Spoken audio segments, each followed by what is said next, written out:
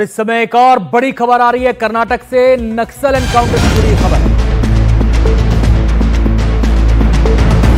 कर्नाटक की एंटी नक्सल फोर्स की उडुपी जिले में नक्सलियों से मुठभेड़ हुई है। आज तड़के एनकाउंटर हुआ। एनकाउंटर में एक नक्सली की मौत की खबर है।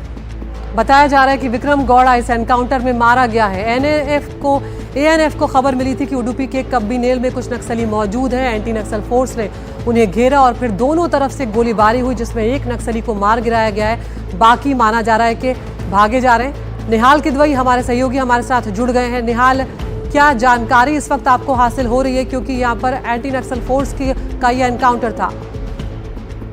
देखिए, ये उडुपी जिले के आसपास नक्सलियों की कुछ गतिविधियां हैं, ऐसी इंटेलिजेंस रिपोर्ट मिली थी एंटी नक्सल फोर्स को। और इसके बाद पिछले एक हफ्ते से एंटी नक्सल फोर्स इस पूरे इलाके की घेराबंदी करके कॉम्बिंग ऑपरेशन वहां पे चला रही थी।